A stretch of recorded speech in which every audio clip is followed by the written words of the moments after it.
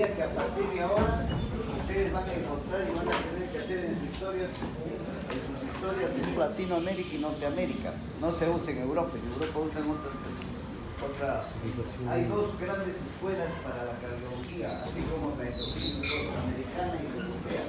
Nosotros acá usamos la mayoría de la parte americana. Algunos usan la parte europea, los que se fueron allá.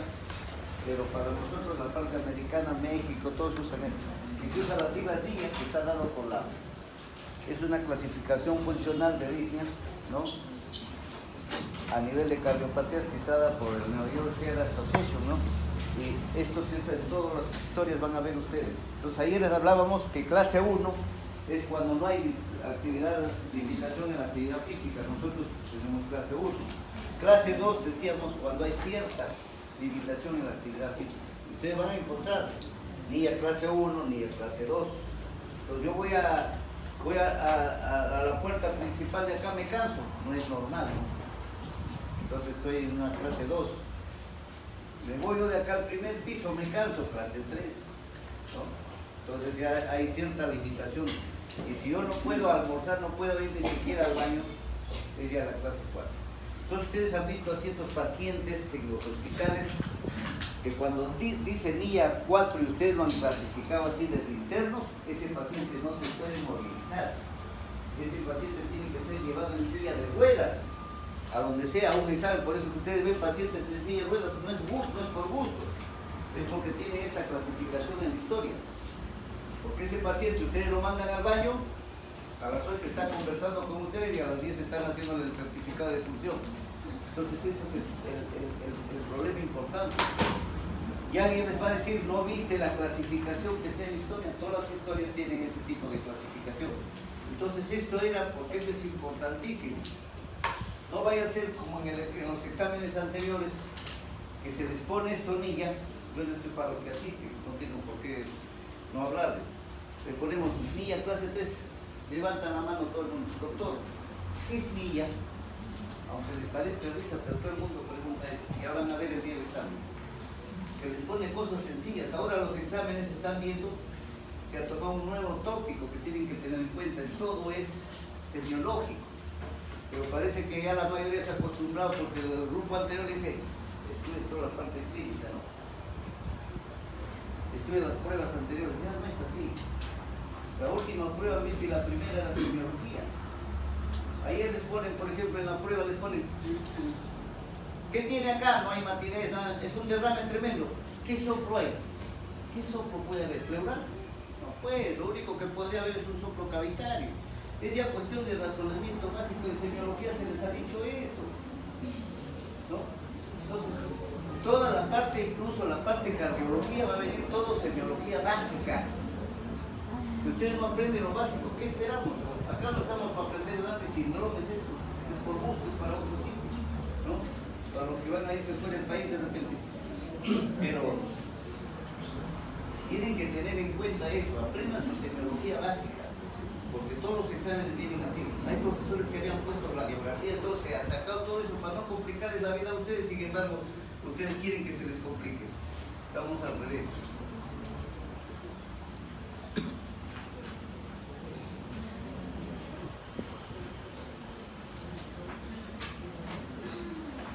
Bueno, continuando con la clase.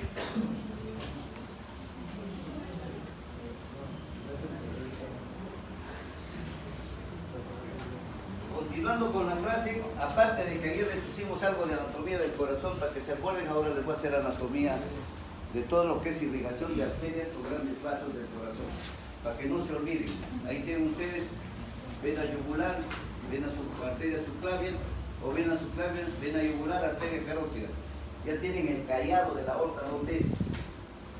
¿No? Para que sepan la ubicación del callado de la aorta y la aorta abdominal, dónde está, venas pulmonares, etcétera, etcétera. Entonces es importante que fijen estas imágenes conforme vayamos avanzando las cosas para que ustedes ya se ubiquen.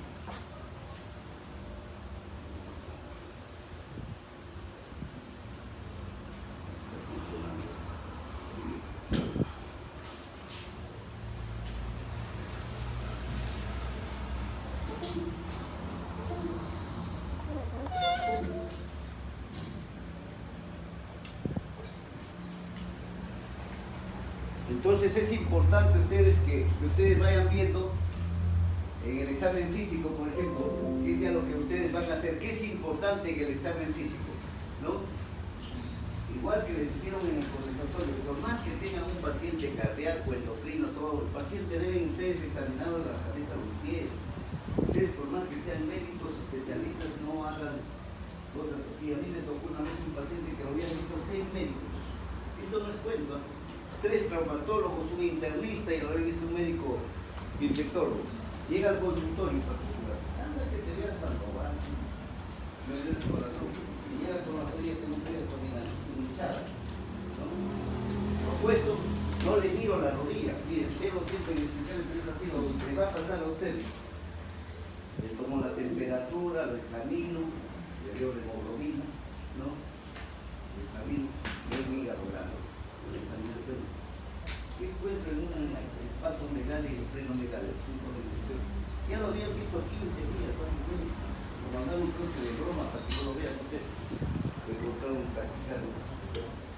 ¿Qué hice yo? Como cualquiera de ustedes tienen que hacerlo. Vaya a hacerse alucinación. Le dije, mándenme el sobrecerrado al laboratorio. Pero no es sobrecerrado. ¿Qué creen que era? Desde una rodilla hinchada salió un incluso infiltrado 2 veces. Son casos raros. Y eso van a tener caso cerebro. Yo empecé a dar tifoamoxil. Usted no me ha tocado la rodilla, no me ha inyectado nada. Vaya, señor, pues se fue de amargo. No puede caminar. A los 5 días estaba perfecto. Positivo, ¿qué era? Una salmonellosis. Esas rarísimas que las articulaciones. Un caso de 20, creo que, o de 10.000. Pero eso les puede tocar. Por eso es que es importante que el examen se haga de la cabeza a los pies. Ustedes no tienen que fijar en una cosa, por más que sea, si quieren ustedes quedar bien con el paciente, si no quieren quedar bien con el paciente, hagan lo que quieren. Entonces un examen debe ser bien hecho. En este sentido, si se le tiene un problema de tos, un problema digestivo, tienen que hacer pues hincapié en problema respiratorio en pulmón en eso. Pero miren, acá si yo me piden rodilla, ¿qué se? ¿No? Otra vez se infiltrado y darle antiinflamatorios por músculo. Entonces hay que hacer un buen examen. Es importante, porque puede tener cualquier cosa. ¿Qué es bueno entonces? Una buena inspección. Yo encuentro muchos alumnos que aprenden la mala costumbre de los profesores. Muchos profesores ya tenemos mala costumbre. Se ponen examinando con el estetoscopio encima de la ropa. Eso no se debe hacer. Con el estetoscopio cuando se hace un examen de frente, porque si no se les pasa un frote. Varias cosas se les puede pasar. Hay mala costumbre de profesores, eso no lo aprendan.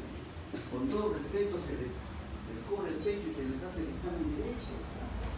No sé cómo estos profesores se examinan, digo, así claro, los profesores se examinan en sí. No sé qué oído tienen, deben tener ahí un dispositivo especial. Pero hay varias cosas que se pasan, un frote, un montón de cosas se pasan. ¿No? Entonces tiene que hacerse una buena palpación. Una palpación yo no lo puedo hacer encima de la ropa. Tiene que ser dentro para ver, porque de repente hay que abrir un lapicero, estoy presionando el lapicero y le duele pues la cara del lapicero. O tiene un alfiler por ahí y va a saltar hasta el techo. Donde tiene que hacerse directo. ¿No? Y no se olviden, la palpación es importante. Primero una palpación superficial y después hacen ustedes la palpación profunda, porque puede hacer ahí, les decía, que se choquen con una fractura. ¿No? Y esto pasa cada rato. Y luego la auscultación, que a esto le vamos a dar también cierta importancia a la auscultación. A veces ustedes van, no tiene nada, mentira. Por ejemplo, cuando se examina tórax, yo les decía, hay posiciones, hay que examinarle bien la parte anterior, la parte lateral y la parte posterior. El corazón igual. En el corazón no hay 4 focos, hay 6 focos, ahora vamos a ver. No es así nomás, si no hacen un buen examen. Esto es otra de las cosas que se nos pasa cada rato. A nadie le interesa pulso, y a la enfermera ya. Y eso está mal. Ustedes con pulso, les decía ayer, pueden ya detectar que, porque yo ya le tomo el pulso, y el pulso es de 40, ya pues tiene algo, ese pulso de 40 no es normal. Hay un bloqueo auriculoventricular ciclo completo, eso lo vamos a ver en arritmias. La temperatura, No es que yo, ¿qué hace? Señor, ha tenido fiebre. Qué gracioso. Es como si al doctor le dice, ¿usted está enamorado? Él tiene una enamorada cada día, no le van a preguntar, ¿usted está enamorado? Entonces usted, es importante que las preguntas lo hagan con gancho también. A veces no sabemos preguntar. Otra de la mala costumbre, le dicen acá, respete al paciente. Señor, ¿podría hacerle su historia? No es así tampoco. Eso no es respeto ya. Ya se está yendo al extremo. Yo me acerco, señor, buenos días.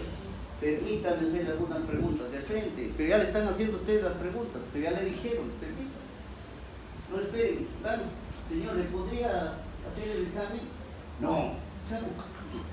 ¿Qué están diciendo ustedes? Que rechacen.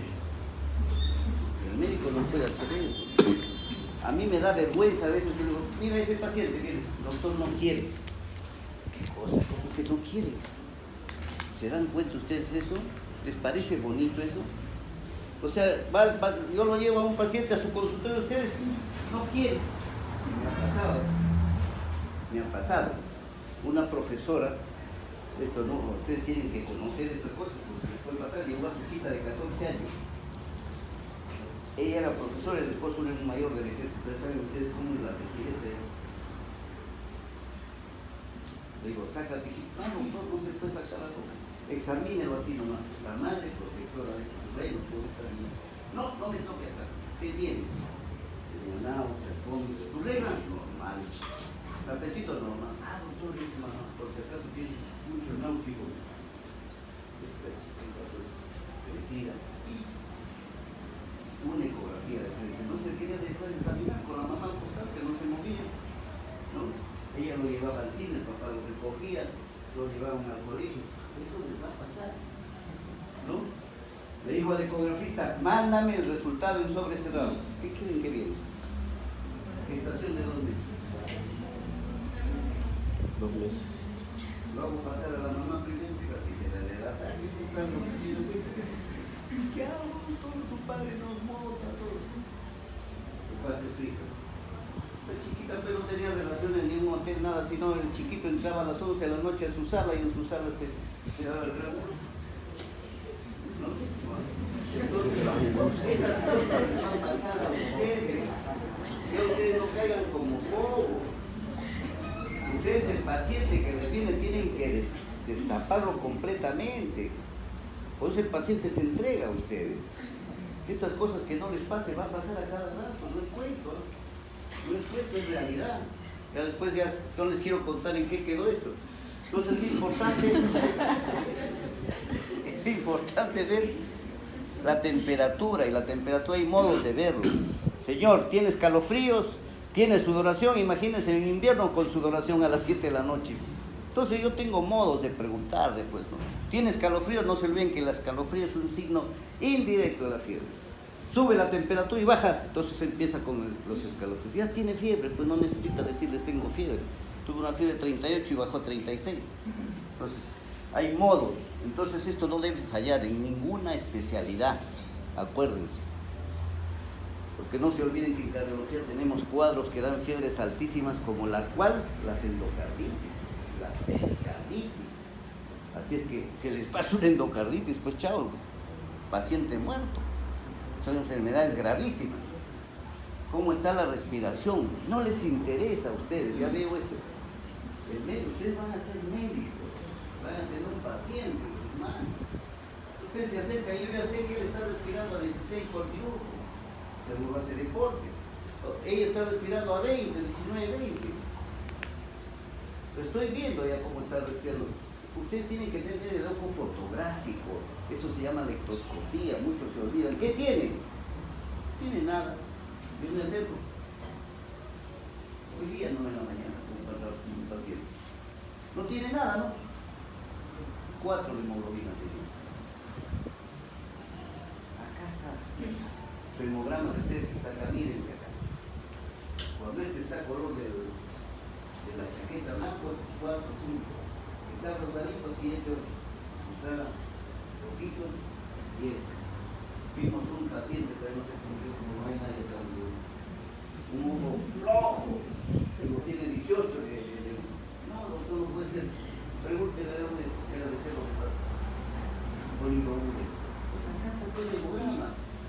son como los cayetanos.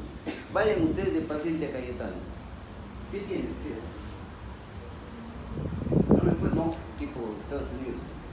Ya cuando trae, estás con infección, estás con anemia, no pueden esperar ustedes eso. No se puede, ustedes tienen otra escuela de la práctica, de la tecnología. Entonces tienen que ver ustedes eso, cómo están respirando, qué respiración tiene, eso lo acaban de hacer, ¿no? La presión, nada, todo el mundo cree que la presión es alta. Yo vivo de la presión arterial, ¿no? Y la presión, cuando veamos presión arterial, ustedes van a ver los errores que tenemos empezando el tratamiento. Acá hay mucho que hablar, desgraciadamente no me ha tocado a mí esta parte de la presión, pero les voy a mencionar algo. El mismo seguro da un mal tratamiento de presión. ¿Cuántos familiares tienen ustedes acá que van al seguro? Pregunten, ¿qué dan? Captopril mañana y noche. Ahí está, un montón. En el empleado y el obrero, Captopril mañana y noche. ¿Creen que es un buen tratamiento? Malo. Por eso es que tenemos todos los días cantidad de insuficiencias renales. Porque el Captopril es un productazo.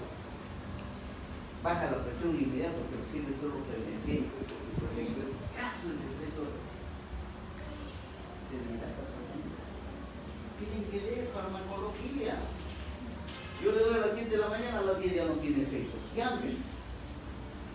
Ese paciente tiene un problema a la 1 de la tarde, le da su infarto o cualquier cosa, porque está esperando la pastilla de las 6 de la tarde o 7 de la noche, para que lo proteja hasta las 10 de la noche.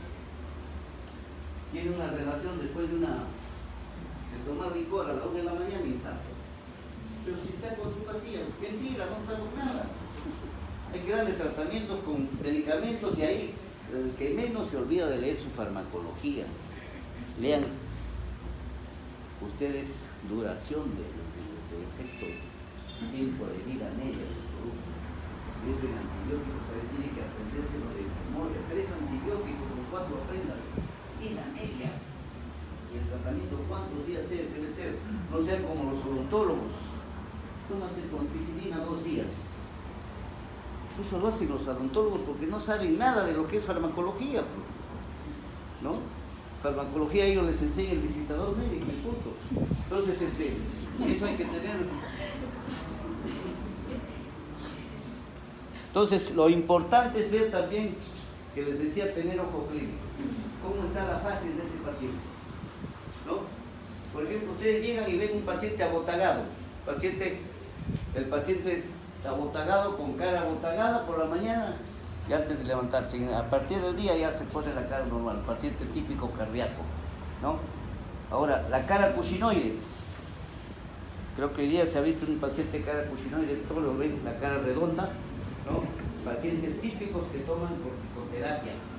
Pero en nuestro caso, estos pacientes lo van a ver ustedes en pacientes que tienen cuadros de pericarditis o de estenosis pulmonar.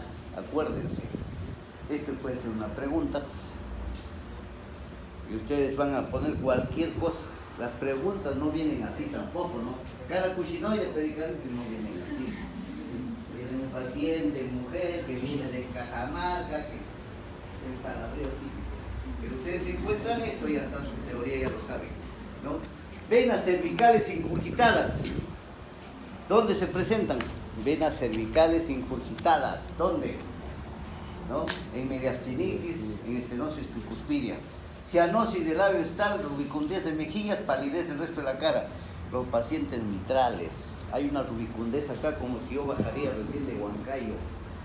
Acá coloradito y el resto pálido, ¿no? Paciente típico mitral.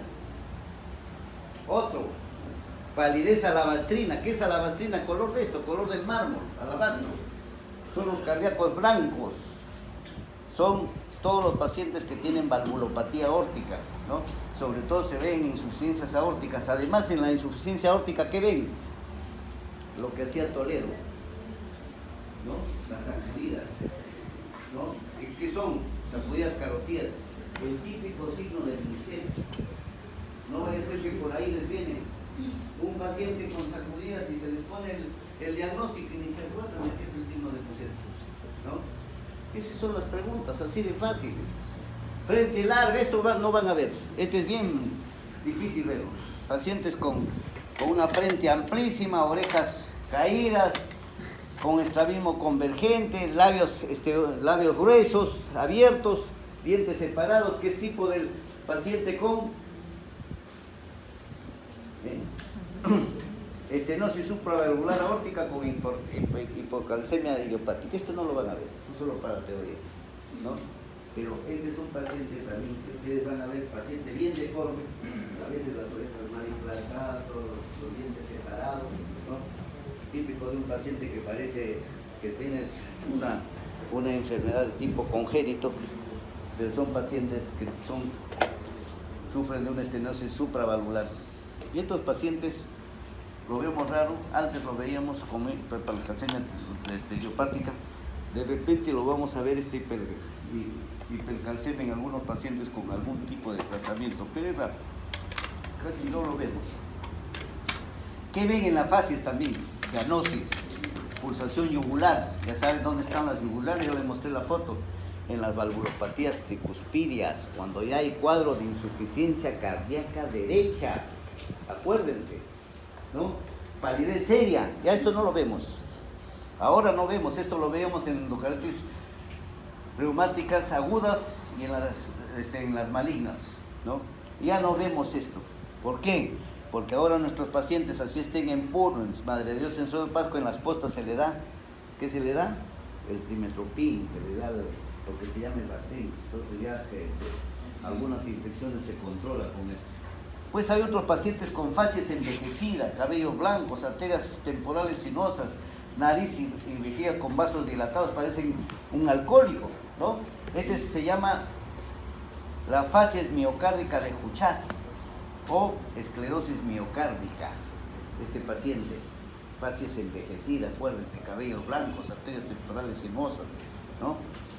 Y lo último es ya la facies de ansiedad. ¿Quién no ha visto de ustedes, ya algunos y muchos de ustedes, si no han visto van a ver? Yo estoy ansioso, apenas estoy ansioso, sudoroso me siento y cara de preocupado, ¿no? ¿En qué casos? En la angina de pecho. No se olviden que cuando duele el pecho, es por un problema cardíaco, el paciente se destroza, se vuelve indiferente, todo. Esto lo vamos a ver ya en el infarto, en el cardio, ¿no? El paciente llega un momento lo único a agarrarse el pecho y a pensar, acá fue mi último día, ¿no? No se olviden que es desesperante. Muchos pacientes de estos por infarto mueren por la intensidad del dolor y no por los infartos. Se encontró infartos pequeñitos y que el paciente muy grave tiene un dolor exagerado, ¿no? Esto de la actitud también es importante, y por eso les decía al comienzo, ustedes tienen que tener un ojo fotográfico. Pocos de ustedes todavía se acostumbran, pero esto se va aprendiendo. Pero se va aprendiendo en el modo que yo ponga interés ¿no? Yo tengo que ver al paciente completo, apenas lo veo ya sé qué está sufriendo, ¿no? Esto, por ejemplo, tiene valor considerable en la insuficiencia cardíaca izquierda. ¿Qué va a haber en la insuficiencia cardíaca izquierda? Acuérdense, un paciente con disnea. Ustedes un paciente que encuentren en la cama semisentado con disnea, ya es un paciente que está con insuficiencia cardíaca izquierda, lo que no pasa en insuficiencia cardíaca derecha. En insuficiencia cardíaca derecha ustedes lo van a encontrar un paciente acostado perfectamente, sin almohadas, todo, ya no hay la disnea marcada. Puede haber edemas, otra cosa, pero nada. La disnea es un síntoma temprano de la insuficiencia cardíaca izquierda, ¿ya? Acá lo dicen. En asistolia derecha y valvulopatía tricuspida ya falta la disnea de decúbito, pues ya no hay lo que les decía, ¿no? Hay cianosis, ingurgitación, edemas, ascitis, pero ya no hay la disnea. El paciente puede encontrarlo durmiendo sin almohadas perfectamente. ¿Qué encontramos nosotros en la pericarditis con derrame? El paciente semisentado y se inclina hacia adelante. ¿Por qué? Va a tomar la posición de plegaria momentánea o genupectoral para presionar el diafragma. Con eso tiene la idea de mejorar su cuadro de disnea, ¿no? Esto lo encontramos en la pericarditis. Y en las cardiopatías congénitas, esto lo van a ver en niños. Creo que no tenemos nosotros muchos pacientes niños, porque no tenemos la sede del niño, ¿no? Optan por tener las rodillas curvas, lo aproximan las rodillas hacia el pecho, ¿no? Esta es una posición del squatting anglosajón. Pero ya para que tengan ustedes conocimiento, si tienen por ahí un niñito que lo ven ustedes con una cardiopatía congénita, de esas congénitas cianóticas, ahí ven, el niño tiende a sentarse como una momia, ¿no? Que es el squatting anglosajón. Y ya esto ya lo dijimos, en la crisis de angina de pecho el paciente está angustioso, inmóvil, con la mano en el pecho, ¿no? Y en el infarto, pues propiamente dicho, hay agitación, apatía, es fácil ver un paciente que está con infarto. Ustedes ven un paciente alegre, bailarín, y después de repente van a su casa y por ejemplo sentado indiferente ahí, que está mirando fijamente, el paciente que está haciendo un infarto. Esto es importante porque ¿cuántas veces les va a tocar a ustedes estos casos? Llegan un familiar así, de repente ha tenido problemas con la novia y no es así. Es un paciente que está haciendo más cosas que el duelo y cosas graves, ¿no? La piel, es importantísimo también la piel. Si ustedes no aprenden a reconocer esto, no se olviden que cuando hablamos de patología cardíaca, ¿cómo está la sangre en el organismo? La sangre ya en los riñones es escasa. Cuando hablamos de insuficiencia cardíaca, de patología cardíaca, de cualquier tipo, ya el gasto cardíaco está venido abajo. Bueno, ya el gasto cardíaco ya no es igual. Entonces, ¿qué va a haber a nivel de miembros inferiores? Frialdad. ¿Y cómo estará la piel? Hay vasoconstricción, está pálida, cianótica, rojiza, amarilla, en los casos ya de cardiopatía derecha, ¿no? Ya no hay circulación, pues ¿cómo no tener frío? Un paciente con insuficiencia aórtica, con estenosis vital, ¿qué le van a preguntar a ustedes? Señor, ¿cómo están sus piernas? ¿Qué siente? Frialdad, ¿no? Ya no hay circulación, porque la circulación con la justa se está pegando al riñón y al cerebro y al pulmón, que son los órganos que piden, mediante ustedes saben el sistema de feedback, ¿no? Que pide sangre. Entonces para el resto ya no le interesa. La circulación periférica se vuelve un desastre, bajísima, ¿no? Y en la cianosis, ¿qué encontramos?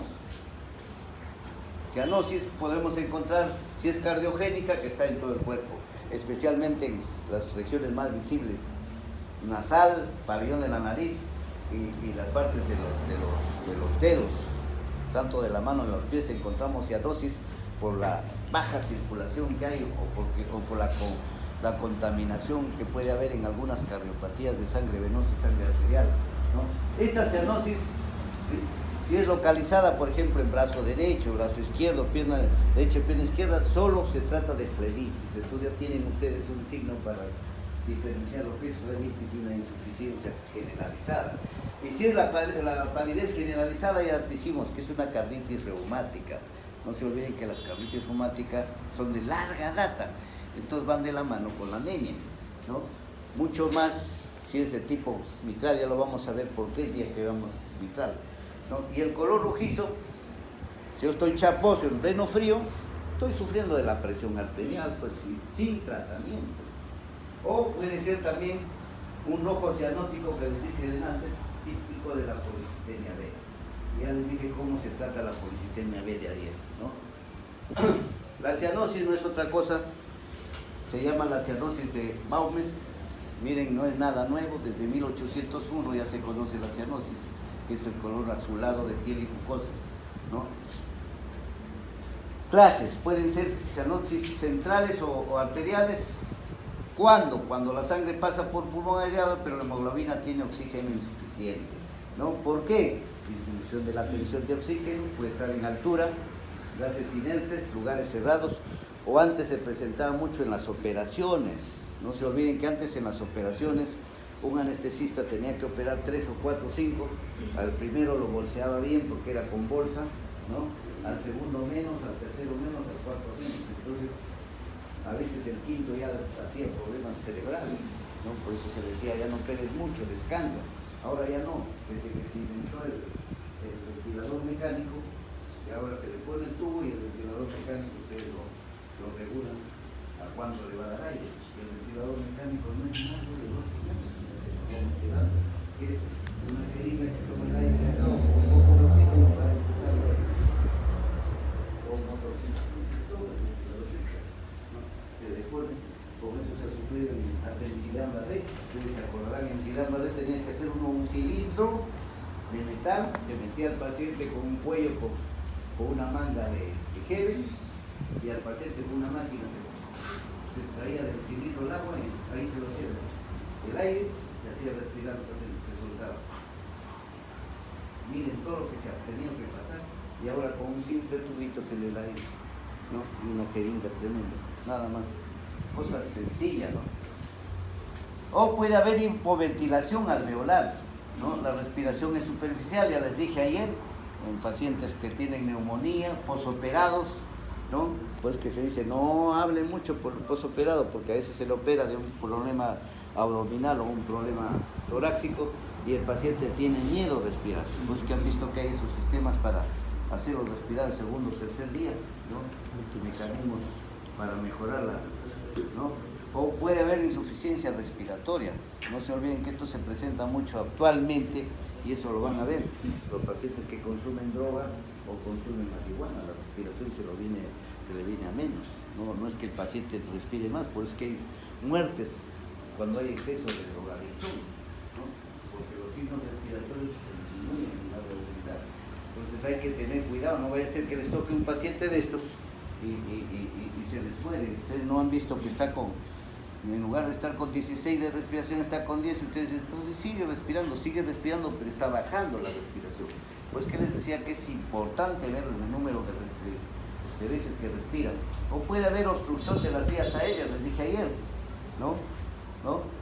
Disminución de la expansión pulmonar, esos pacientes fumadores, los pacientes que tienen esclerosis, neumotórax, y ahora vemos mucho paciente que tiene fibrosis pulmonar. Ya saben que ustedes la fibrosis pulmonar se da mucho en pacientes ya después de los 60 años, pacientes que vivieron o viven en provincias de su niñez, donde los cuartos son así, acá están las camas, todo, y ahí al costado está la cocina. Entonces la mamá desde la mañana cocina con leña, todo, y uno va haciendo la respiración del humo del CO2. Y la enfermedad viene después de los 60 años. Aquel niño se ve bastante en el país, entonces pulmonar a esa edad, que son galopantes. Entonces hay que tener mucho en cuenta eso. Puede haber alteración en la permeabilidad del endotelio también en los casos de neumonitis, eso lo acaban de hacer algunos de ustedes, saber estos neumonitis. O presencia de cortocircuitos, ¿no? ¿Dónde? Cuando son congénitos, las comunicaciones interauriculares, comunicaciones interventriculares, que hablamos del primer día, ¿no? Problemas de aorta, cuando la aorta sale del ventrículo derecho, o fístulas arteriovenosas que pueden haber pulmonares, en esto tienen que tener cuidado. Yo tuve un caso el año pasado, una chica que era residente, ¿no? En el hospital, y empezó a botar sangre, porque hacía una residencia. Lo llevamos al neumólogo, miren que cualquier sitio se equivoca. El neumólogo así debe ser, y sacaron el esputo, todo negativo. Yo tenía una mancha de tumor, ¿no? Empiezan el tratamiento de serio, y después la chica no contenta, se empieza a hacer sus tomografías.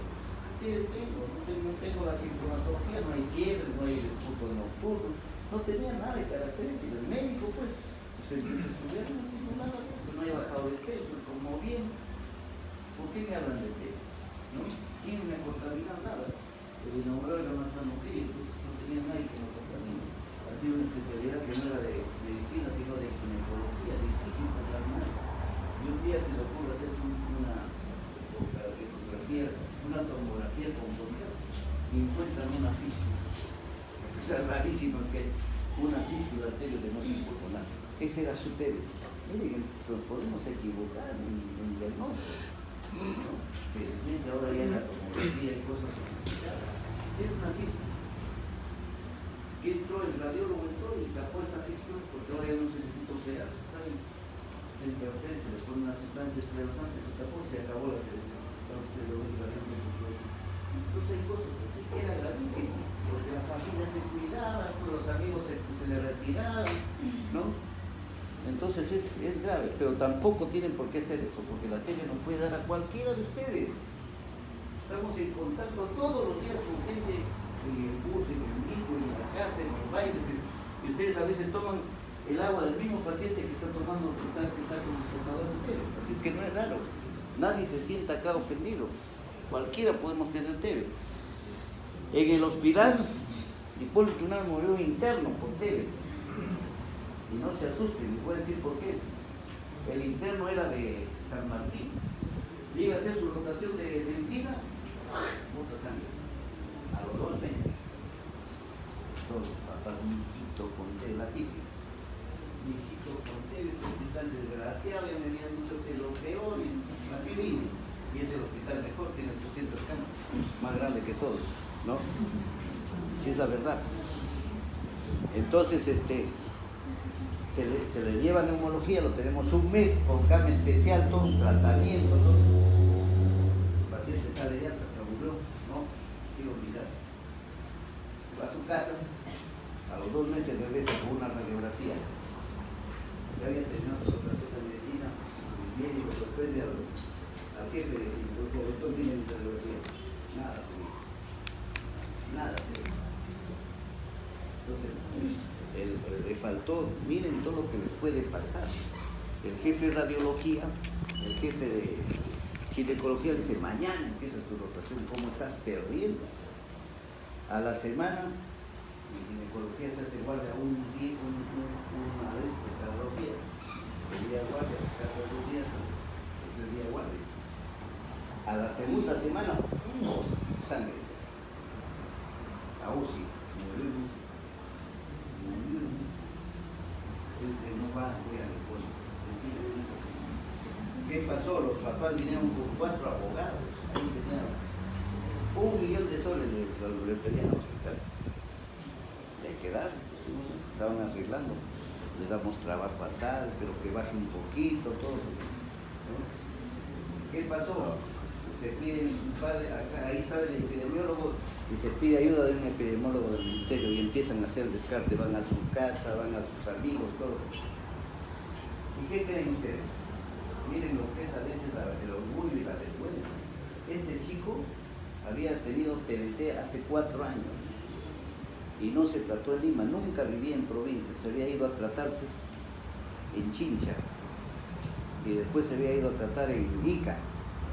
Y los 2 o 3 tratamientos que había tenido hizo abandono, porque era lejos. Pagó caro su abandono. Y los papás sabían, cuando una vez el hospital recolecta, dejó bajar algo, no decimos así, 850, nada. Bueno, pues el paciente ha muerto por culpa de eso. ¿Cómo es posible que se atrevan a decirnos eso? Miren, los papás sabiendo, si él muerto por ustedes, y la muerte de él mismo también, porque es un muchacho de 3 años, irresponsable. Mire, acá estamos a encontrar los 2 tratamientos, Chincha y Ica, y no ha hecho abandono. Y aún trataron de se largaron.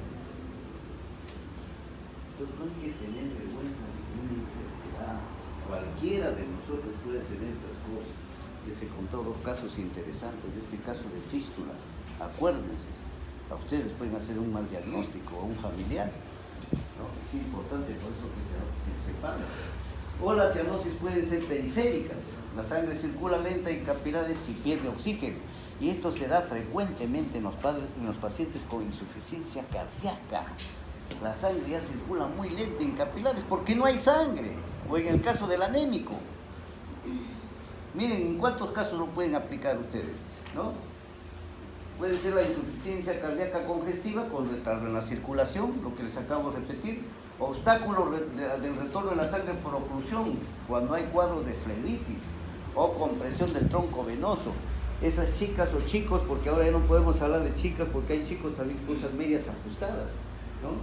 Cinturones ajustados, ¿no? Esos chicos que no quieren aparentar sus guatas, se ponen cinturones ajustadísimos, ¿no? Entonces es importante eso. Ustedes tienen que hacer un examen por eso completo del paciente, no lo podemos ver a simple vista. Pues que les decía al comienzo, yo no puedo examinar al paciente por encima de la ropa, no le estoy viendo nada. Es importantísimo. Trastorno vasomotores en la enfermedad de Raynaud. Yo he tenido acá, una vez explicando la clase, hace ya 5 o 6 promociones, un chico que ahora es aquí se le enfría el brazo. Lo llevamos a hacer el examen y tiene enfermedad de Raynaud, eso no se cura. Tiene que dar ciertos conceptos de acá, ya es médico ahorita, ¿no? Ya es especialista incluso. Entonces no es raro estas cosas que se les habla, ¿no? O puede haber agostamiento del tronco arterial, por eso les mostré la primera foto, en la coartación de la aorta. ¿Qué consiste la coartación de la aorta? El callado de la aorta está así y se estrecha. El callado es así. Entonces por acá ya pasa poca sangre. Eso se llama coartación de aorta. En el callado. O puede ser en la aorta torácica de 70. La aorta está en grosor y acá se engorda. Eso se llama coartación de aorta. ¿Cómo se trata? En este caso se corta ahí y se pone una prótesis igual a una prótesis. Acá es una prótesis semicircular y acá es una prótesis directa. ¿Las prótesis son de qué? De la cromo. La cromo es un material que se usaba antes para hacer camisas. No pasaba el agua. Eso se usa ahora en prótesis. Es cara. Una prótesis de esa cuesta más de 3.000 soles. Pero con eso se cura. ¿Cuál es la sintomatología del paciente? El paciente con prótesis, si él tiene cualquier coartación de aorta, sería una cajaza, así parece levantador de pesas, y sus piernitas son delgaditas. Entonces hay una deformación en la persona. Es uno, en la mujer igual. ¿Cómo ven la mujer? Una chica que no se ha puesto prótesis de mama, pero tiene unas tremendas mamas que parecen prótesis de pareja. Entonces, por eso se reconoce fácilmente. Otra signología. ¿Qué cuentan ustedes? Presión. Toma la presión acá. En brazos, ¿cuánto tiene? 18, 10, 18. Toma la presión. Obliga, ¿cuánto tiene? 16. Ahí está. Miren, dos formas que ustedes ya pueden diagnosticar la coartación de aorta. Es importantísimo eso, ¿no? A veces dicen, no, teoría, no es teoría, esto lo van a aplicar, ¿no? Y este paciente, como si aquí ven una placa radiográfica, ¿qué se ve? En la parte inferior, donde están las costillas, donde pasa la arteria, la van a ver la arteria tortuosa, en serrucho. Coartación de aorta, ya, ni hablar, diagnosticado, ¿no? Ese paciente de frente va a cirugía, si quiere mejorar y es joven, sobre la marcha. O puede haber cianosis por alteraciones de la hemoglobina, ¿no? Ocasionadas por metahemoglobinemia, tóxicos exógenos, adilina, nitrito, bromuro, etina, nitritos en el intestino. ¿Yo qué tengo que ver, doctor, con nitrito? Estás hablando papas, ¿no? ¿Y no saben ustedes comen nitrito, no? No comemos nitrito, dicen. Y cada que hay un buffet están que se prenden ustedes de las cosas ahí, todas esas cosas que tienen en los buffets, que es hueso molido, carne de perro molido, de caballo molido, ustedes se ríen, pero no saben que comen eso. Entren a la página del Ministerio de Alimentación y van a ver que las grandes fábricas que producen el jamón, la jamonada, no, porque el jamón si es carne pura, es más caro. Ustedes han visto 40 kilos, un kilo de jamón, jamonada 10 soles. ¿Qué les van a dar por 10 soles? Carne de perro, hueso de pollo, molido, a alta temperatura y pellejo de chancho, molido, ¿no? Entonces, para que sepan ustedes lo que comen, a veces ustedes no saben lo que comen. A eso se les pone bastante nitrito para conservar. La cecina, la carne seca que comen, son de las montañas del norte, bastante nitrito, tiene bromuro de metilo para conservar las carnes. Toda carne que se guarda a tiempo tienen preservantes, que son estos los preservantes y lo comemos todos los días. ¿Acaso ustedes no van a los buffets y creen que comen cosas ricas? ¿No? Entonces, eso es lo que está pasando con ustedes, ya les está alterando a ustedes la hemoglobina, ¿se dan cuenta? Hemoglobinopatías familiares que son más de tipo congénito, y sulfoneuroglobinemias, que es intoxicación por hidrógeno o ácido sulfúrico. Esto dicen, no lo vamos a ver, lo van a ver. Yo les decía, creo ayer, ¿no? Los que trabajan en imprentas, los que trabajan en pinturas, los que trabajan en ¿qué otra cosa? En grandes fábricas donde se produce papel, se usa bastante ácido sulfúrico. Esa gente les va a venir con estos tipos de problemas. Por eso que ustedes como médicos, cuando vean un paciente que trabaja en una fábrica, en una imprenta de este tipo, tienen que decirle al dueño, este señor debe consumir no menos de 1 litro de leche diario para desintoxicarlo, si no lo están matando. Esa es la función del médico, pues. Tienen que aprender pues estas cositas que son pequeñitas pero que sirven, ¿no? Otra de las cosas que no se les puede pasar a ustedes es el tejido celular subcutáneo, ¿no? En el tejido celular subcutáneo, ya lo han visto en la parte general, pueden encontrar petequias. Ya han visto lo que son petequias, como picaduras de pulga, que se presenta más en la parte del tórax, ¿no? Esto, o cuadros de quimosis, que son propios de la carditis reumática en cardiología, porque esto también lo ven en problemas de qué tipo, hepático, ¿no? Ya, esos son lo mismo, acá van a ver en cuadros de endocarditis, y eso lo van a ver frecuentemente las endocarditis. No se olviden que la endocarditis es una de las infecciones producida por el estafilococo, de las más desgraciadas que hay en cardiología, lo mata a la paciente o al paciente, ¿no? Y esto se produce cada rato. Ustedes van a recibir pacientes o pacientes mujeres mal operadas, maltratadas de un aborto, que no emplean la asepsia correspondiente, vienen con cuadros de endocarditis. O pacientes que fueron operados en una clínica que no guarda la asepsia respectiva, endocarditis. Enfermedad que les dura 40 días. Y 40 días que tienen que darle 40 días todos los días antibióticos. Felizmente ahora tenemos ¿cómo se llama la cefalexina, ¿cómo se llama? ¿Ah?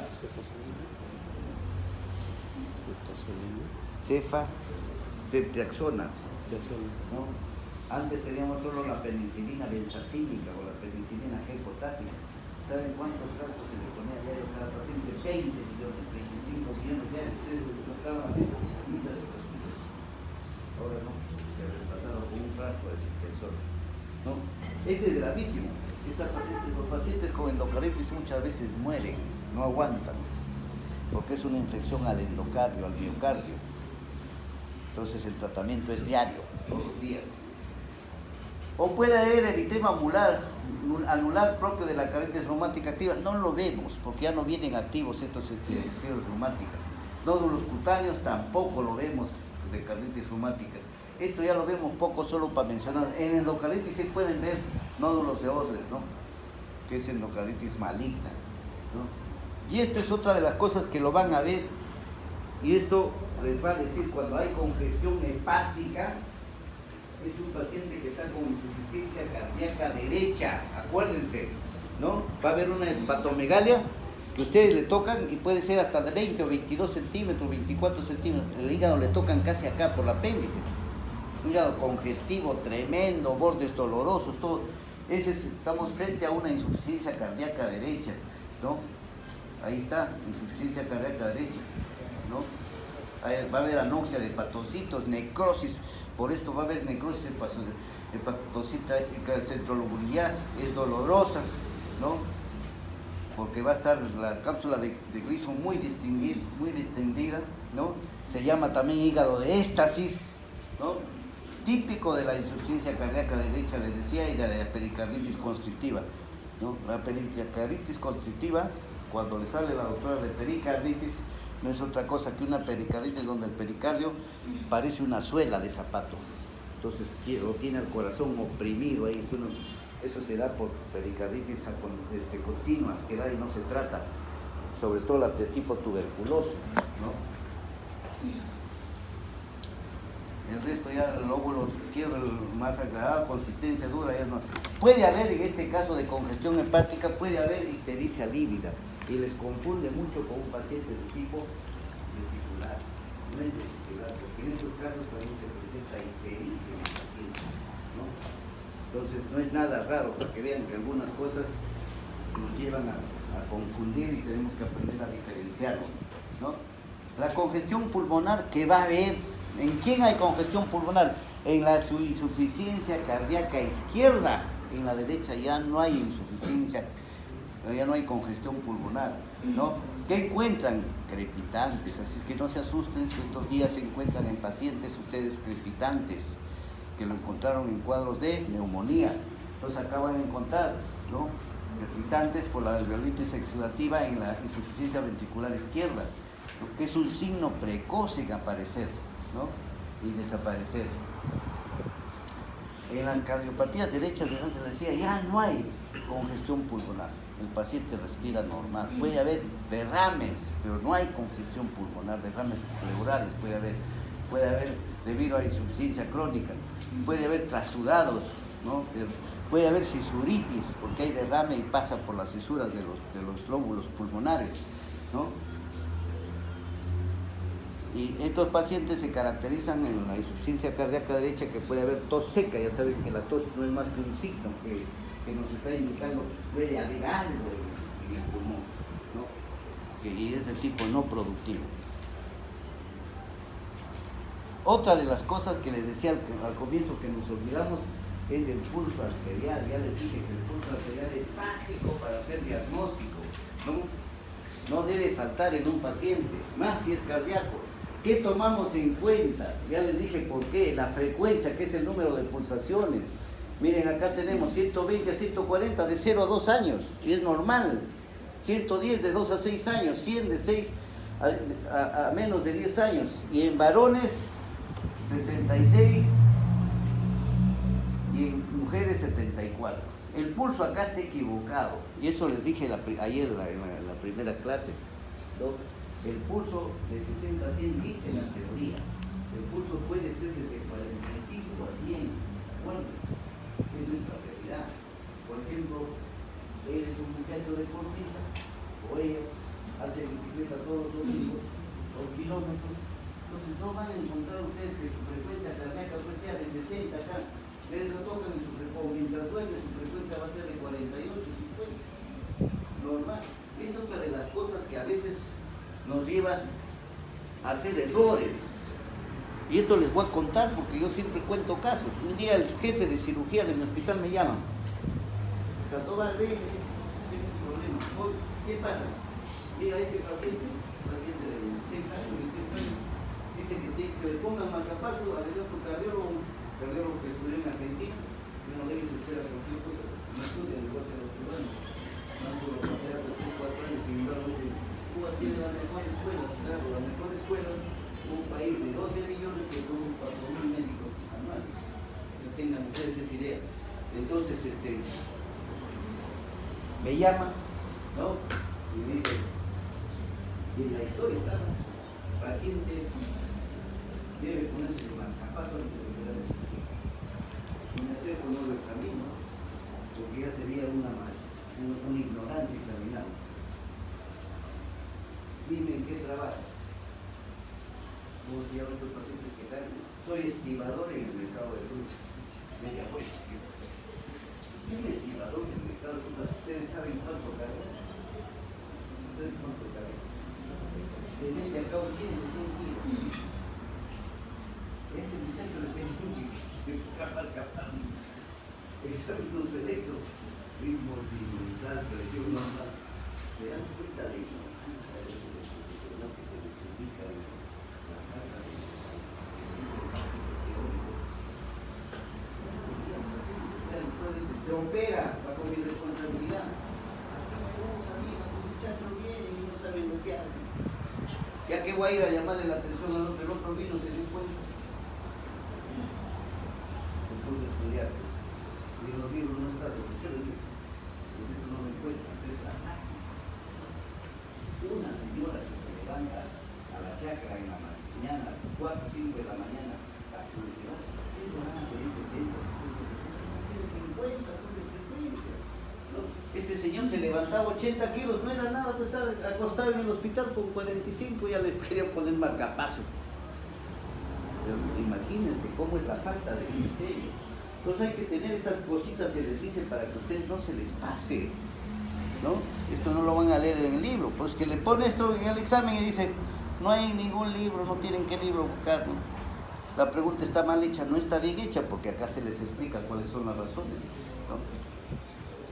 Después tenemos nosotros las taquicardias, de esto vamos a hablar aparte. Las taquicardias, la frecuencia tiene que ser menor de 90 o de 100, vamos a ponerle, ¿no? Si una taquicardia sinusal, ya les dije ayer también eso, cuando la frecuencia llega solo hasta 150 latidos por minuto, por el examen, subí escaleras, corrí, etcétera, etcétera, ¿ya? Y cuando es taquicardia paroxística, la frecuencia es mayor de 150 y puede irse a 345. Dependiendo el grado de frecuencia, ustedes el día que vean un paciente con taquicardia paroxística, van a ver ustedes que ese paciente se baja de su segundo, tercero, quinto piso, baja con un paciente, toma taxi y se va al centro, no soporta porque ve que la vida se le va de las manos. Y es así, puede hacer un padre y se queda. Son pacientes que llegan solitos al hospital. Entonces hay dos formas de tratamiento. O se les pone una ampolla de beta-bloqueador y se les baja la antagonista, se le va bajando progresivamente la paciente, la frecuencia, o se les pone el shock eléctrico. Ya les decía ayer, no se les ocurra utilizar el desfibrilador porque lo ven ahí. Necesita desfibrilador, ya, ¡pam! Lo matan al paciente. Ya les dije cuál es la forma, tienen que llamar a un anestesiólogo, porque ese paciente debe estar súper sedado para que aguante la descarga. Es una descarga de corriente, 80, 100, 150 joules. Lo matan ustedes con eso, un paciente. A mí me ponen 120, nomás me mataron. Entonces, tienen que ustedes, el paciente tiene que estar anestesiado para que no le pase nada. Entonces esto se da en los casos de taquicardia, miren, llega a 345. Ese paciente ya no tiene sangre en el cerebro. ¿Cuánto le está pasando? 5 centímetros de sangre al cerebro y al riñón juntos, 2 centímetros a cada lado. ¿Cómo se siente el paciente? Está que se cae. No tiene ganas ni de caminar, ¿no? Entonces es importante estas cosas, ¿no? Y las bradicardias, que ya les dije a ustedes, que en bradicardias sí son menores de 40, ¿no? Menores de 40, 38, 35, que el paciente, ustedes dicen, baja las escaleras y baja y se cae pues de rodillas. No hay sangre en el cerebro, ¿no? Entonces, no hay sangre ya en el cuerpo. Entonces, se llaman los bloqueos auriculoventriculares, que van desde simples a bloqueos auriculoventriculares completos, ¿no? Entonces el pulso tiene un ritmo también, así como tiene una frecuencia, tiene un ritmo, ¿no? Que es el tiempo en que se sucede un latido de otro, ¿no? Los trastornos se llaman arritmias en el ritmo, y esto lo vamos a ver, hay un capítulo de arritmias, creo que lo hacemos pasado mañana, ¿no? Puede ser arritmias sinusales respiratorias, simples, extrasitóricas, esto ya lo vamos a ver, ¿no? Tiene también un volumen, que es la medida que oscila en los tubos. ¿Quiénes son los tubos? En las arterias, ¿no? Igual la relación con la amplitud. Puede ser, tenemos varios tipos de pulso. Acostúmbrense a ver cómo es el pulso, lo van a necesitar en sus pacientes. Puede ser un pulso magnus o solemne cuando es voluminoso y amplio. Puede ser parvus, pequeño, en las estenosis aórtica, estenosis mitral, hipertensión arterial. Puede ser un pulso filiforme, casi imperceptible en el colapso circulatorio. Y esto es importante que sepan, la mayoría de pacientes que llegan a hospitales llegan con colapso circulatorio, enfermedades severas. Entonces ustedes, la mayoría, somos críticos.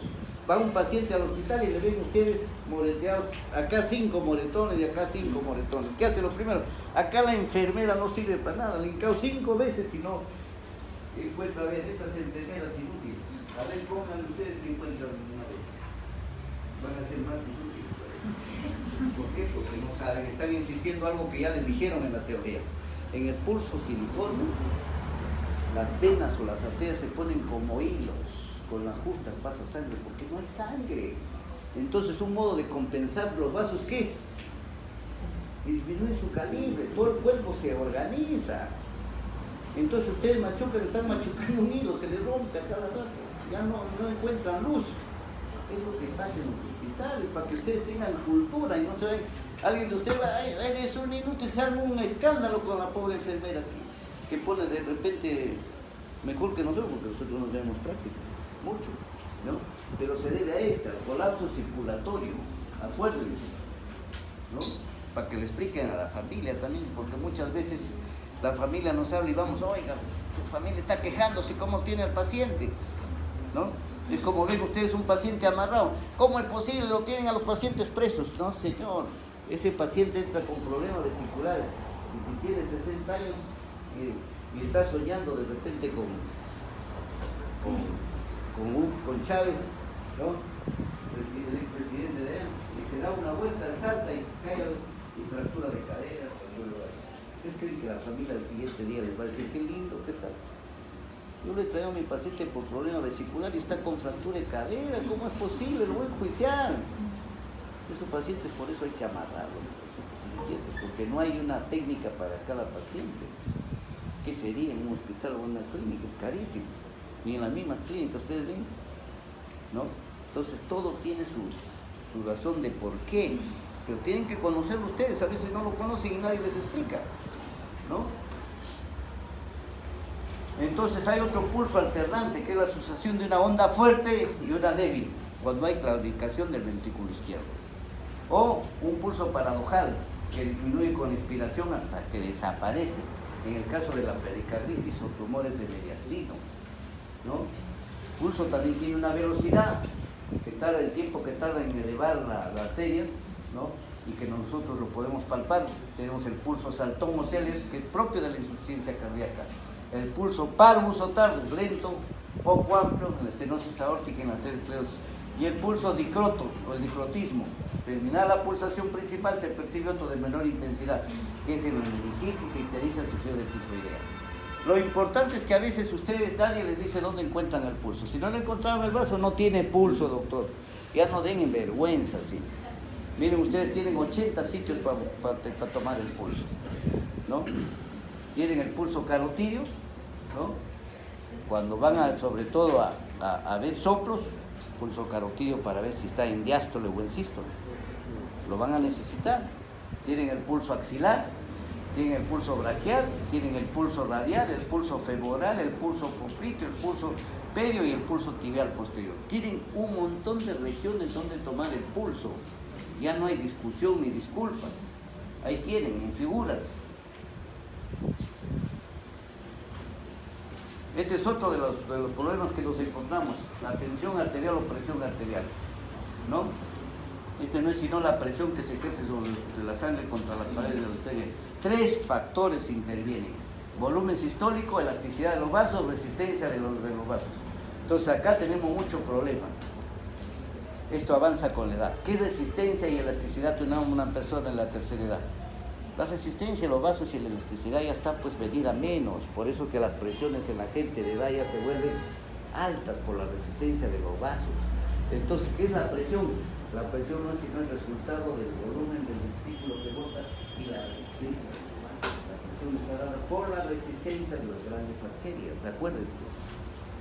Ese es el resultado de la presión arterial, ¿no? Antes se tomaba la presión en modo táctil, pero ahora lo hacemos auscultatoriamente. ¿Cómo se llaman los ruidos ustedes que escuchan? Eso fue estudiado por Korokov, por eso se llaman los ruidos de Korokov. Acuérdense. El mejor tensiómetro hasta antes era el de mercurio, pero porque el mercurio se rompe en los hospitales y es tóxico, ya no se usa, no van a haber mucho mercurio ni termómetros en los hospitales. Es por la toxicidad del mercurio, ¿no? Entonces se está usando bastante el aneroide y los electrónicos, pero el electrónico mejor es el de brazo. Los de muñeca no tienen mucho resultado, mucha falla, ¿ya? Entonces ahora usamos más el aneroide y el electrónico. ¿Qué pasa con el electrónico? Si ustedes lo usan demasiado se descalibra. Entonces tienen unos diodos, eso tienen que regularlo un técnico. No hay técnico mucho en Lima. Lo único que tienen sus técnicos para regular es la casa y la otra, ¿no? Pero tienen que comprarle el aparato a ustedes a ellos, ¿no? Este es más o menos lo que teníamos nosotros antes, ¿no? No se olviden que la presión está dada por ¿qué? El impulso del ventrículo izquierdo. El ventrículo izquierdo impulsa, ¿qué pasa? Se abre la aorta, sale la aorta, sale la sangre, va a irrigar y después regresa. Al regresar la sangre, ¿qué pasa? Regresa. Y la diástole está dada por el cierre. Cierra la válvula, se terminó. Ya está. 12, 8. ¿Y qué pasa si la válvula ya está fallando? No cierra. Hay una doble ilusión o está en la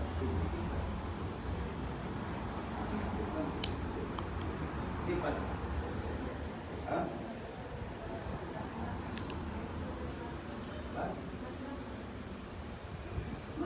No hay diástole. hay diástole, porque está abierto. Entonces la sangre sube y baja. Por eso que la presión no deben ustedes tomar con el aparato y cerrar cuando ya ellos explican cómo se tiene que escuchar el aparato. Porque la presión puede ser 16, 6, 16, 4, 16, 0. Ustedes en este caso, solo tomándole la presión, ya están diagnosticando ¿qué? Insuficiencia aórtica. Acuérdense, yo tenía un montón de problemas con residentes así que se olvidaron de la teoría. Yo voy a reírme, me siento. Yo le tomo la presión 15-0 y lo veo en los papeles 14-8, 14-7. Lo llamo a profesor, ya juego. Se amarga. Así se pone después demasiado, porque se olvidaron la teoría, ¿no? Tremendas insuficiencias aórticas, ¿no? O en el caso del hipertiroidismo, no se olviden que en el hipertiroidismo hay una dilatación del músculo cardíaco, entonces hay insuficiencia aórtica funcional. También en los dos casos se encuentra un desnivel de la sistólica con la diastólica, disociación se llama. Acuérdense de eso. Esta es la presión venosa central que antes lo tomábamos, pero va a regresar porque esta presión venosa central corresponde a la presión sanguínea a nivel de la aurícula derecha y esto nos da el volumen de sangre que hay en todo el sistema sanguíneo. Esto antes era de mucho interés en los pacientes que entran a una unidad de cuidados intensivos. Pero vino los famosos, ¿cómo se llaman los cables que vinieron estos? Vinieron unos cables para medir presión que necesitaban de una máquina de un oscilómetro y cada cable costaba $300. Eso se acabó cuando vinieron los HIV. Con los HIV dijeron, no puedes usar el cable de LG, lo contaminas. Se terminó. Los Swan Gang, los famosos Swan Gangs. Ya no se vuelve a usar la Swan Gang, ¿no? Por lo costoso. Imagínense, el seguro usaba, se daba el lujo de usar, esterilizarlo, pasarle para 5 o 6 pacientes, también se malograba. ¿Qué iba a usar un hospital pobre del Estado? Entonces usábamos esto, la presión venosa central, ¿no? Los valores normales son de 0,5 centímetros de agua, van a ver acá, ¿no? ¿En qué consistía? Y de 6 a 12 en la vena cava. ¿En qué consistía esto? Consistía en esto, sencillito. Este es el famoso Swan Gang, ¿no? Se traducía así. ¿Y cuál es nuestro aparatito? Nosotros una cinta métrica desastre y una vía. Eso es todo. ¿Qué se hacía? ¿O qué van a hacer ustedes con el tiempo? Se pone un suero, la cinta métrica pegada, ¿no? Y acá se pone la vía que va metida a ustedes con otra vía chica acá que se va metido por lo menos hasta la entrada de la cava, ¿no? Con una llave triple vía. Entonces este tiene dos vías, una al suero, ¿no? Y otra que va al catéter que está pegado acá. Entonces primero se suelta suero para los dos. Entonces ¿qué hacemos? Soltamos suero, cerramos el suero con la llave de triple vía y lo dejamos libre de acá el pase acá a la vía que está pegada acá en el. Entonces empieza la fuerza del corazón, empieza a empujar 2, 3, 4, 5, 6, nos da 2 centímetros ahí. De acuerdo a eso tenemos nosotros perfectamente el volumen del corazón. Miren lo barato que es con 5 soles. Esto va a regresar, por eso es que lo menciono, porque vamos a tener que retornarlo. Esto ya están retornando algunos hospitales, ¿no? Y auscultación. Ya saben ustedes en auscultación qué pasa. Les dije ayer válvula mitral y válvula aórtica de izquierda, válvula tricuspide en el derecho. ¿Cómo es la sístole? La sístole es contracción de ventrículos, apertura de aorta y apertura de pulmonar. Sístole. Y la diástole, apertura de mitral y apertura de tricuspide. Uno es de contracción y la otra es de relajación. Entonces ya tienen los dos movimientos acá. Primer ruido, el comienzo de la sístole ventricular, cierre de la válvula, ya lo que les acabo de hablar. Segundo ruido, indica el comienzo de la diástole y el cierre de las sigmoideas. Tercer ruido, sordo, tono bajo, esto no lo van a escuchar ustedes, solo es teórico, ¿no? Coincide con el llenado rápido, tiene un tiempo cortísimo, y el cuarto ruido es el que esto se escucha solo en los infartos. originado por la contracción auricular y disminución diastólica ventricular. La auscultación es importante porque ustedes tienen 5 focos principales. 1, 2, 3, 4. Foco, ángulo de Lois, esta elevación que ustedes tienen acá, en la, ¿cómo se llama el hueso? En el esternón, en el segundo, acá lleven su mano de la horquilla hasta abajo, van a ver una elevación, ángulo de Lois. Eso les da el segundo espacio para ambas costillas. Entonces, segundo espacio derecho, foco aórtico. Segundo espacio izquierdo, foco pulmonar. Cuarto espacio, línea paraesternal, foco, ¿qué foco? Del cuspidio. Y línea media clavicular, cuarto espacio, foco mitral. Se acabó. Ahí lo tienen nuevamente, foco pulmonar, foco aórtico, foco tricuspidio y foco mitral, ¿no? Los ruidos cardíacos tenemos el primer ruido que es más largo, ¡dum! El segundo es cortito, ¡ta! Entonces lo van a reconocer fácil, ¡tum, ta, tum, ta, tum, ta! ¿Qué pasa si al primer ruido ustedes lo prolongan? ¡Tum, ta, tum, ta! Soplo sistólico. Y si al segundo ruido lo prolongan, ¡tum, ta, tum, ta! Soplo diastólico. Puede haber los dos. ¡Tum, ta, tum, ta! Se llama soplo inmaquinaria o soplo continuo. ¿De qué es típico? De la persistencia de puntos arteriosos, o del famoso PSA. Solo en ese caso se escucha un soplo de tipo continuo. Punto. Los soplos, ¿cómo se escriben? Pueden ser de grado 1 o 2. No tenemos nada que ver. Son anorgánicos, funcionales. Se da en las pacientes anémicos, en las pacientes gestantes, en un montón de pacientes. ¿Cuándo son? Nos interesa cuando son grado 3, 4 o 5, que ya son orgánicos, daño valvular, ¿no? Y el grado 6, que ya son daños netos, hasta con la mano ustedes lo pueden auscultar. ¿Qué se usa para auscultar un estetoscopio? Cualquier estetoscopio, no necesita ser Liebmann. Lo único que interesa es que la membrana sea delgada, porque hay Liebmann también que traen una membrana que parece un cartón, no van a escuchar nada. En esos casos, ¿qué hacen? Le botan la membrana, agarran una placa radiográfica y cortan igualito y le ponen la placa radiográfica, van a ver que tienen ya un Liebmann todos. Entonces que no necesitan mayor gasto por auscultar, es puro cuento. ¿Ya? ¿Cómo se describe? 1/6, 2/6, 3/6, 5/6, ¿no? ¿Dónde lo ocultan? Puede ser válvula, septum o arterio venoso, puede ser soplo en cualquier lugar. Esto ya es para la teoría, porque nosotros estamos contentos que ustedes escuchen si es un soplo sistólico, si es un diastólico, si es un sistodiastólico, si es un soplo continuo. Suficiente. Ya para que ustedes sepan, los soplos sistólicos o diastólicos pueden ser protosistólicos, mesosistólicos o telesistólicos. ¿Cuándo es protosistólico? Cuando el soplo solo está al comienzo de toda la sístole. ¿Cuándo es mesosistólico? Cuando el soplo está en la mitad de la sístole. ¿Cuándo es telesistólico? Al final de la sístole o de la diástole. Y si el soplo está en toda la etapa, ¿cómo se llama? Pansistólico. Se acabó. Se acabó la teoría. Y esta es la maquinita que antes usaban, para que ustedes sepan, cultura. Esta es la maquinita que antes se usaban los pescadores. Los pescadores metían un aparatito que se llamaba sonada, pan, y tenían una pantallita y ahí podían ver, acá hay pescados. Porque los pescados al emitir sus movimientos transmitían en sonido y se veía en la pantalla. Pucha, acá hay cantidad de pescado.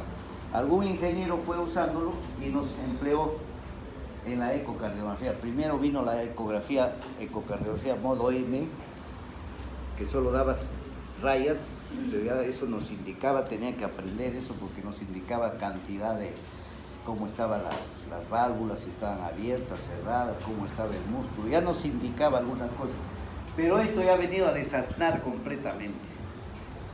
Con la ecocardiografía ya nosotros miren lo que vemos. Dos ventrículos, vemos las aurículas, vemos el septum interventricular, vemos el septum interauricular, vemos las válvulas, cómo están, así se ve. Vemos el músculo cardíaco, cómo está, perfectamente.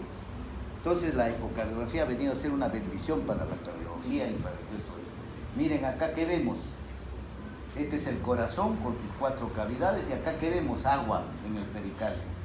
Miren un derrame pericárdico. El ecografista no tiene que ser adivino, lo único que hace, como en la computadora, pone su cursor acá, pone su cursor acá y pone su cursor acá. Y ya automáticamente, mediante una fórmula que ya está incrustada en el ecocardiograma, les va a dar la cantidad exacta de líquido que hay. Entonces el líquido mayor que debe haber en el pericardio es 50. Si les dice hay 200, hay 300, hay 1000, hay 3 litros, va a haber 3 litros. Entonces hay que hacer la toracocentesis, ¿no? La toracocentesis no es otra cosa que poner una aguja acá con dirección a la clavícula y se va poco a poco hasta que uno escucha romper el pericardio y empieza a sacar todo el líquido. Antes lo hacíamos con electro. Apenas el electro marcaba la aguja que se alocaba, ya decíamos, ya rompimos pericardio. Ahora no, ahora se hace con electro, es más fácil. Ya se ve perfectamente que usted está entrando acá con la aguja, se nota la aguja, ya no hay ningún riesgo. Pero antes se hacía sin riesgo, perfectamente, ¿no? Esto ya son una parte teórica. Vamos a hacer la segunda clase a ver si corremos. No se olviden que dentro de las válvulas hay 2 válvulas que nos interesan, son importantísimas dentro de la parte cardiológica y dentro de la parte de su vida diaria de ustedes. Es la valvulopatía mitral y la valvulopatía órtica. Vamos a tener incluso familiares con valvulopatía órtica. Entonces, ¿qué nos interesa ahora? La valvulopatía mitral, ¿no? La válvula mitral, si no está constituida por 2 válvulas, en forma de mitra. Lo del obispo que les dicen, el obispo usa su mitra, igualito, son 2 válvulas, ¿no? Estas válvulas están compuestas ¿por qué? Por un anillo mitral y 2 válvulas, una anterior y una posterior. Cuerdas tendinosas y músculos papilares. Vamos a ver ahora anatómicamente cómo está. La valvulopatía mitral, la forma más común de esta enfermedad es la fiebre reumática. Puede haber también esta enfermedad ser producida por endocarditis o puede ser de tipo congénito, pero es excepcional, ¿no? Excepcionales. Más del 50% que ustedes encuentren de valvulopatía mitral va a ser producida por fiebre reumática, ¿no? Es lo normal. Ahí tienen ustedes una figura de lo que es la válvula mitral. Miren acá, anillo mitral, no se ven las válvulas. Estos son, ¿qué son? Cuerdas tendíneas y músculos papilares que están sostenidos al músculo. Esta es así la válvula. Por eso es que estos son los que lo hacen cerrar y abrir. Son los que lo sostienen. Vamos a ver qué pasa cuando hay ruptura de estas válvulas, de la válvula de los músculos papilares o de las fibras, ¿no? Entonces hay 3 tipos de patología en la válvula mitral. Estenosis mitral, cuando la válvula se cierra, se calcifica, se llama estenosis mitral. La válvula por lo general tiene, dependiendo de la constitución de la persona, de 3 hasta 6 centímetros. Entonces, ¿qué pasa cuando esta válvula es estenosa y es de 2? Decimos que hay una estenosis moderada. ¿Y qué pasa cuando está en 1 centímetro? Estenosis severa. Y ustedes se imaginan, si es menos de 1 centímetro, 0,8, 0,6, ¿qué estamos llevando? Una estenosis crítica, que si ustedes lo diagnostican hoy día, mañana debe ser operado, porque ese paciente está a un paso de la muerte. Así como hay estenosis mitral, va a haber insuficiencia mitral. ¿Qué significa la insuficiencia? Que la válvula no cierra. Y la válvula no cierra en su tamaño de 6 o no cierra en su tamaño que fue estenosada de 3. Pero cuando ya no cierra en ninguna de las medidas, se llama insuficiencia mitral. No necesita que haya insuficiencia cuando está la válvula grandaza, no es así. Puede ser en 2 etapas de cierre, insuficiencia. O doble lesión mitral. La doble lesión mitral es la que les digo. Se estenosa y no cierra. Entonces, esté estenosada y no cierra. Entonces hay estenosis y hay insuficiencia. Eso se llama doble lesión mitral. ¿Ya? Nuevamente ahí está la válvula mitral para que vean. Miren, la mitra, cuerdas tendidas y los músculos papilares. Esta foto lo traigo a propósito porque ustedes tienen que ver, y esto es importante para que vean ustedes, La válvula mitral está pegada a la válvula aórtica.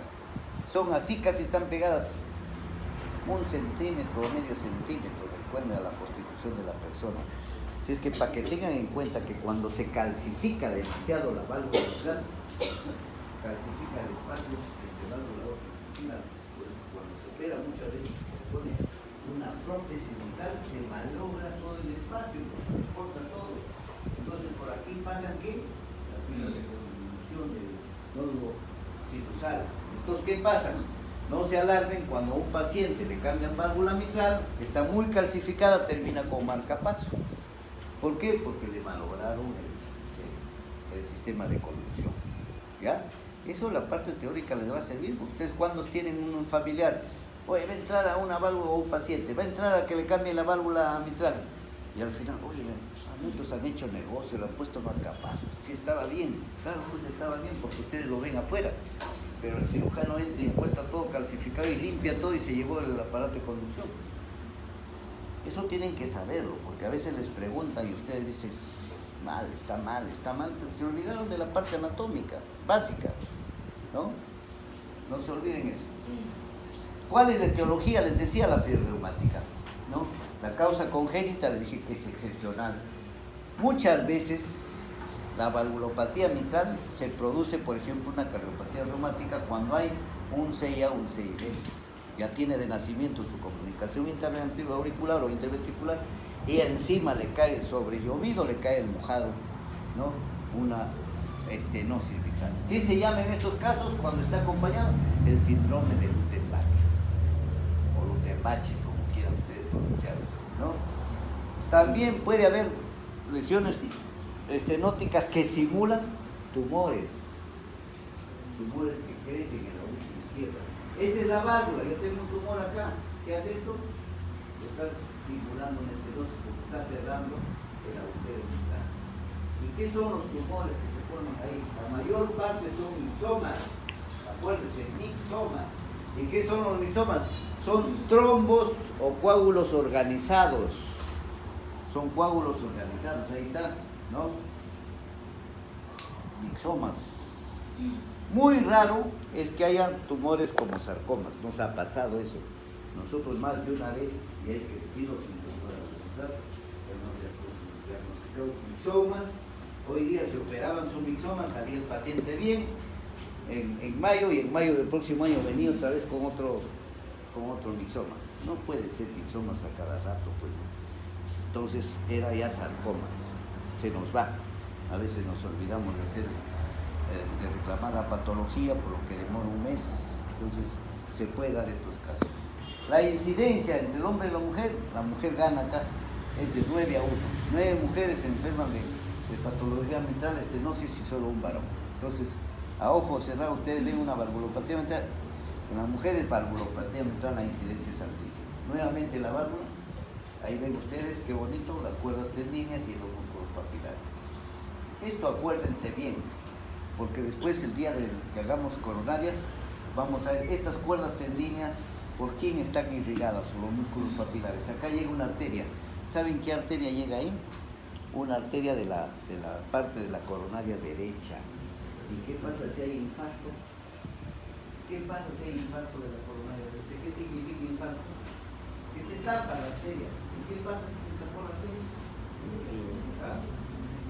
No hay sangre acá. ¿Y qué pasa si no recibe sangre? Se necrosa. ¿Y qué pasa? La válvula cae. ¿Y qué pasa? Insuficiencia mitral, valvular mitral, después del infarto. Por eso que ustedes les cae un infarto y dicen, ¿cómo no lo ha descubierto? Su paciente tenía un problema de insuficiencia mitral hace años. Mentira, mentira, no tenía nada. Pero ustedes escuchan un soplo. Oiga, ustedes no se dan cuenta. No, es que ustedes no se dan cuenta, los que no se dieron cuenta ustedes, porque no saben su teoría. Si hubiesen sabido teoría, con un infarto hay insuficiencia mitral. Ya saben la causa. Miren qué bonito, para nosotros bonito, para el pobre paciente. Menos de 1 centímetro, tremenda estenosis. Tremenda estenosis. ¿Qué sangre va a pasar por acá, pobrecito? Entonces, ¿qué pasa si esta sangre no pasa de la aurícula izquierda al ventrículo izquierdo? ¿Qué pasa con la aurícula? Crece. Hay una mega aurícula. El ventrículo se achica y la aurícula crece, miren. Por esa mega aurícula. Entonces hay 4 tipos de fusión. Fusión de las comisuras de los lados, 30%, fusión de las valvas 10%, función de las cuerdas tendíneas también 10%, y puede haber función combinada, comisuras con valvas, valvas con cuerdas tendíneas. Entonces, es un 50%. Esto es importante para sus historias. En los climas templados aparece antes de los 9 años, en los climas fríos. Quiere decir, si les viene un paciente, señor, ¿de dónde es? Para eso preguntamos nosotros lugares de nacimiento. ¿De dónde, señor? Yo nací en Apurímac. ¿Qué pasa en Apurímac? ¿Cuánto tipo de evolución tuvo su paciente que tiene una enfermedad? Es cierto, 2 años, no como el otro día que nos dieron un paciente que decía que tiene 7 meses y tenía un cáncer de más de 6 años, ¿no? Entonces, es importante la teoría. Este paciente no les va a decir, yo tengo mal 8 años, no es cierto, pues, porque si viene de Puro, viene de Apurímac, su evolución es rapidísima. No así el que viene de climas templados. Vengo de Piura, ¿cuántos años tiene? De 2 meses, mentira, pues, ya no les puede engañar. Vendrá un paciente con 2 meses, por teoría, y ustedes no le dan un problema. No tienen la imprudencia de ponerle 2 meses. ¿Qué paciente tiene más de 5 años? Pues ya si viene con sintomatología. Viene de Piura, ya no, pues. Yo no voy a escribir la historia porque me hacen quedar mal. Alguien que sabe le dice, ¿qué evolución tiene tu paciente? 1 año. ¿De dónde es? De Piura. No, puta, pues el que sabe dice, tal que el paciente tiene por lo menos 10, 12, 15 años ya para que venga con sintomatología, ¿no? Miren lo importante que es el lugar de procedencia del paciente. Entonces, en regiones subdesarrolladas, el curso es más rápido, las estenosis son más graves en adolescentes. Acá, por lo general, vemos mucho ya gente adulta con estenosis grave, ¿no? 30, 40 años, no es tan rápido, ¿no? Esta es ya la fisiopatología, ¿no?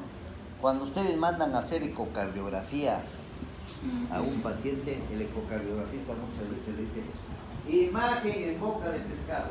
Entonces, para que ustedes sepan interpretar, la imagen en boca de pescado significa que hay depósito de valvas y significa que está la válvula unida por las comisuras. Y ahora van a ver lo que es una válvula en boca. Parece una boca de pescado, ¿no? El anillo mitral, no se olviden que tiene de 3 a 6 centímetros. 2 centímetros leve, 1 centímetro ya les dije que es grave, y menos de 1 centímetro es crítico. Con estenosis mitral se incrementa la presión, ¿dónde? En aurícula izquierda. Si yo tengo cerrada la válvula mitral, ¿qué pasa en la aurícula izquierda? La presión está recontra incrementada 2, 3 o 4 veces. ¿Y qué pasa si en la aurícula izquierda tengo incrementada la presión? ¿Quién trae la sangre acá? ¿Quién trae la sangre a aurícula izquierda? Las venas pulmonares.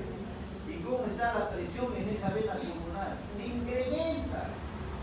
Y si se incrementa la vena pulmonar, ¿cómo están en los capilares pulmonares? ¿Qué son capilares pulmonares? No se olviden que en el pulmón hay alveolos. Cada alveolo tiene un ovillo de capilares arteriales y venosos, igual que en el caso de la nefrona. Mientras que acá se difunde el oxígeno con el CO2, en el riñón que es igualito, ¿no? Se difunde el agua con las sales. Entonces, acá, ¿qué pasa? La presión también en el capilar pulmonar está incrementadísimo. Si la presión se incrementa y la evolución de la enfermedad es rápida, no resiste.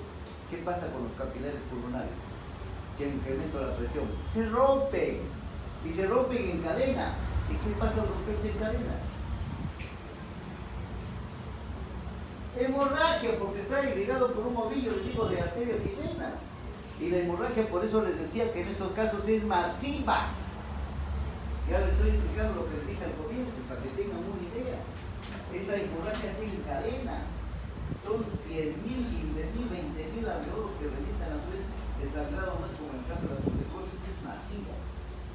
Por eso estos pacientes en provincias cuando morían, se les decía muerto de apoplejía, se le puso un nombre, no, porque pensaba que es una tuberculosis maligna, pero no, era por problemas reumáticos pulmonares, porque sí que daba la presión capilar pulmonar tremendamente, se rompían en la arena y la gente moría, porque había hemorragias de 2-3 litros, la sangre que es escandalosa, los pobres pacientes morían por esto, ¿no? Entonces, por incremento de la presión, ¿no? Ahí está.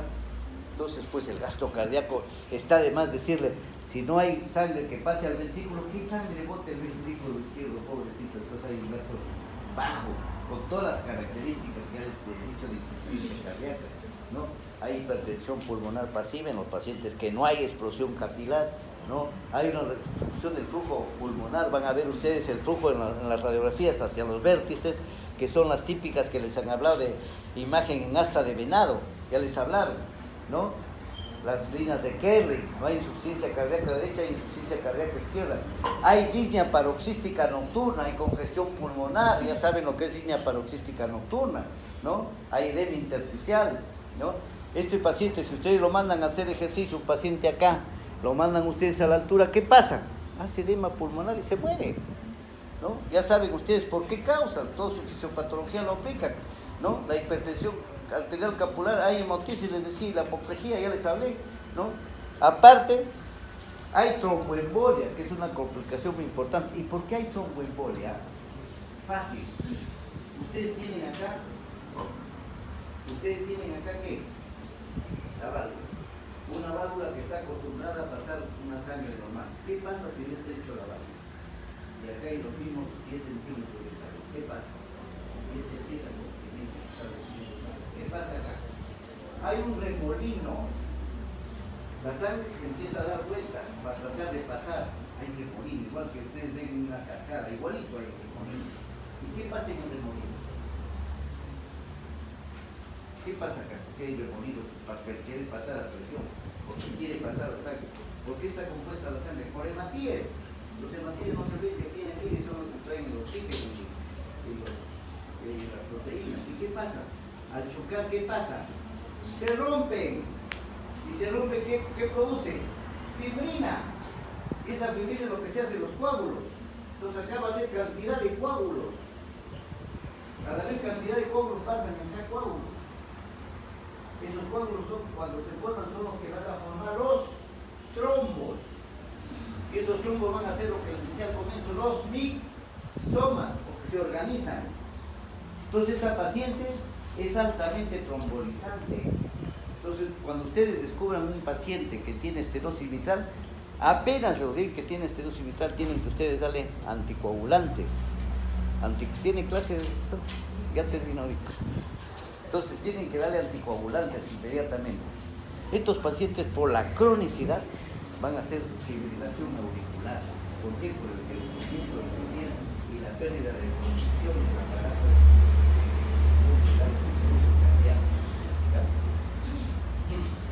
Y la fibrilación también está en relación con la edad del paciente y con la evolución de la enfermedad. Ya vimos cómo es la evolución de la enfermedad, ¿no? Por eso estos pacientes son altamente compuestos 3 signos. Por eso terminamos. Es dismerizante, ya vimos por qué. Hay distia, es palpitante, porque el corazón trata de mejorar su irrigación a nivel del organismo, y es hemotizante. Ya les dije las causas por lo que son hemotizantes. Y además yo le agrego que es hemotizante. Esto lo contestamos mañana, vamos a dar el pase a la profesora para no se demora un poco. ¿Ah? No, después. A ver, que